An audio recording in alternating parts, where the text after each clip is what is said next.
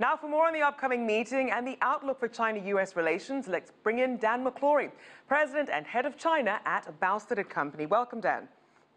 Thanks, Rachelle. Now, Trump originally said the meeting could be difficult and then recently softened his tone and sounded more optimistic. What are your expectations for this meeting? Well, that's a great question. I mean, I think first and foremost, everyone's expectations have been lowered and very measured. We know that geopolitical issues such as North Korea, South China Sea, probably going to see very little or no movement or progress on. I think the expectation is to come together over issues regarding trade, currency, exports, tariffs, things of that nature, that really some measurable progress can be started to be made. But don't look for any big geopolitical breakthroughs. So let's break some of this down. From the American side, ideally, what are they looking to get from the Chinese? Well, you know, everybody says that President Trump is unconventional, but he's also very transactional. So I would expect, Rachelle, that you're going to get a let's make a deal type of an approach. A couple of examples of that would be recently, right here in Los Angeles, an order to the big Chinese state-owned enterprise, CRRC, which makes rail cars worldwide, $650 million for rail cars for the Metro project in Los Angeles was given to this Chinese company. They had a $600 million order for rail cars in Boston previously, which was 50% of the bid that Bombardier, the competition, had. Those cars are going to be assembled in Massachusetts. I would look for similar deals like that to come out of this, and that may very well be part of the asks that you'll see of Trump to Xi. And what about from the Chinese perspective? What would they ideally like to see from the U.S.? I think they're going to be pretty straightforward. Listen, Mr. Trump, don't slap us with a 45% tariff. It doesn't make any sense, okay? Don't label us a currency manipulator. We're not. You know, our currency has been depreciating. So I think you're going to see some straightforward dialogue on those issues.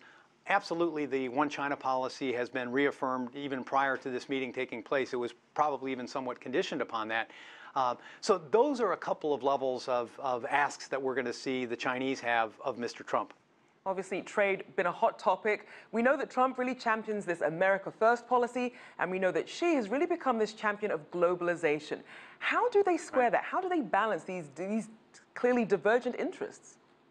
Yeah, what a paradigm, Rachelle. You know, what a difference an election makes.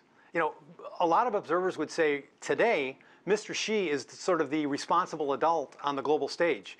I mean, Trump has reluctance to environmental issues, certainly free trade in a lot of camps from a lot of observers, yet Mr. Xi is able to take the high road. That's one thing that they've got to square away. What a juxtapositioning of who they have historically been. I think the second major adjustment that is being seen out there is the fact that Mr. Xi, you know, he's really got a much more stable country and situation to contend with than Trump has. You know, Trump is dealing with the Obama government in exile, a massive opposition party, establishing himself from an authority and a credibility standpoint. Mr. Xi has all of that in the rearview mirror.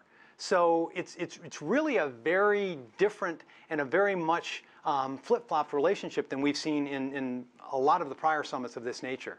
So given that this is still, on the U.S. side, a very new administration, still making a lot of personnel changes day to day, do you expect that to affect talks in any way? Well, I think they have, and I'll give you one example. You know, when Nathan talked to us at the Open, about 1985 was the year that President Trump purchased Mar-a-Lago. Well, that was also the year 1985 that Mr. Xi first came to the U.S. and met Governor Boustead, who is the designate to become ambassador to China. That's a 35-year, 4-decade relationship that they have, Rachelle. I think there's going to be a lot of building on that. You know that agricultural exports from Iowa to China have been massive, in no small part due to that relationship and the many trips that the Governor Boustead took to go over to China. So I think that's one relationship that's key. And of course, the other would be Wilbur Ross, the Commerce Secretary, whose background is that he made money from steel operations that were somewhat bankrupt that came back because of anti-dumping legislation.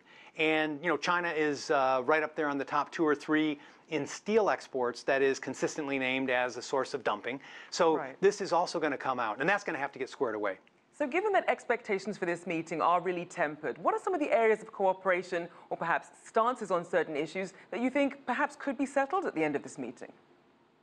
Well, I think one that's really high on Trump's agenda has to do with U.S. technology companies and exports to China, where some of these sort of involuntary technology transfers are taking place, where access to source code is demanded because it's necessary to be able to make sure that these products can't be hacked or for national security reasons in China.